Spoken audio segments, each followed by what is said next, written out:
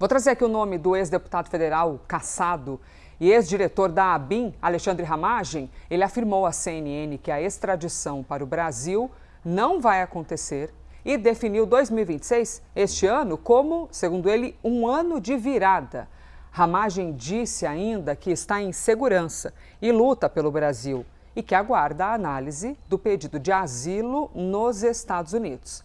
Questionado sobre a possibilidade de retornar ao país, Ramagem afirmou que volta, sim, se Flávio Bolsonaro ganhar as eleições. E acusou autoridades brasileiras de tentativa de deportação clandestina. É assim que ele chama, tentativa de deportação clandestina. O ex-parlamentar estava no estádio de Nova Jersey, onde ocorreu o jogo entre Brasil e Noruega. Ramagem foi condenado pelo Supremo em setembro do ano passado no processo da trama golpista.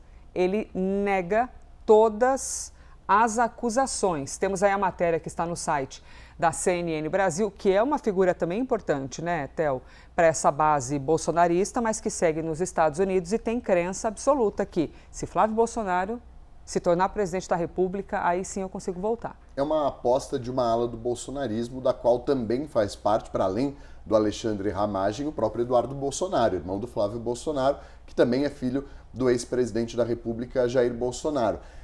Porque há uma avaliação de que, havendo uma vitória do Flávio Bolsonaro nas eleições de outubro contra o presidente Lula, eles poderiam voltar ao Brasil porque, por exemplo, teriam um perdão da pena que lhes foi imposta pelo Supremo Tribunal Federal. O Alexandre Ramagem, para quem não lembra, ele participou da segurança do Jair Bolsonaro durante a candidatura dele em 2018, ele é delegado da Polícia Federal, era o principal nome da segurança dele em 2018.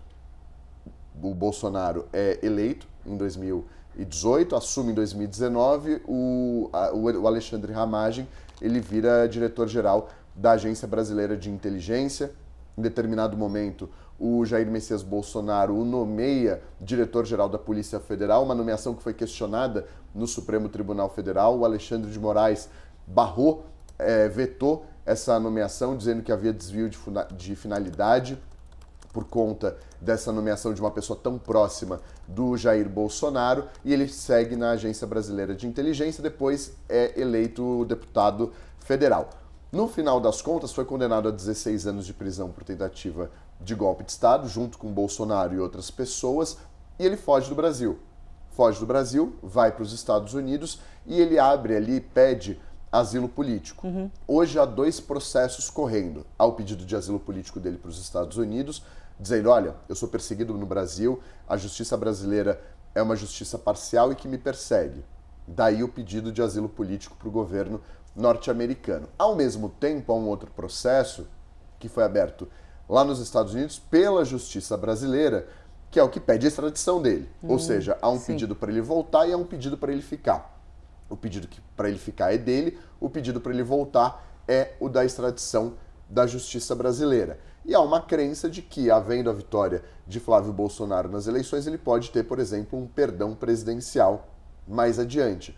Não é tão fácil esse processo, por mais que haja de fato no futuro, eventualmente, Flávio Bolsonaro vence as eleições, eventualmente ele conceda um perdão, um indulto, por exemplo, para o Eduardo Bolsonaro ou para o Alexandre Ramagem, nada garante que na justiça brasileira haverá um caminho fácil e tranquilo para essa reversão. Então não basta um presidente querer, precisa que a justiça viabilize isso. E veja que se não há nenhuma inconstitucionalidade nisso. Vou dar um exemplo. O Daniel Silveira, ex-deputado, perdeu o mandato dele, houve um indulto concedido pelo Jair Messias Bolsonaro a ele. Houve uma avaliação de inconstitucionalidade pelo Supremo desse indulto também por desvio de finalidade, por haver um entendimento de que havia um interesse nessa decisão e que tinha contradições com a decisão do Supremo Tribunal Federal.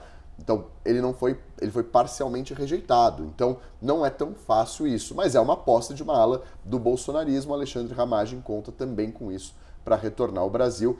Hoje ele é considerado foragido da justiça brasileira. 4 anos, hein, desse caso de do indulto que foi dado, que você acabou de citar. Isso. 2022. Foi. Era ano eleitoral também. Jair Bolsonaro concedeu esse indulto e lembro que foi assim uma loucura no dia para compreender o que está acontecendo, mas na prática acontece o quê? Mas como é que fica a vida jurídica dessa pessoa, né, depois de ter recebido um indulto? E 4 anos depois estamos aqui de novo, Théo Cury, no ano eleitoral, debatendo tudo isso. É isso, minha gente, todo dia tem jornalismo, todo dia a gente aqui acompanhando essas andanças do mundo político, /jurídico, /econômico. Théo Cury, obrigada, hein? Beleza, por nos ajudar a compreender tudo isso.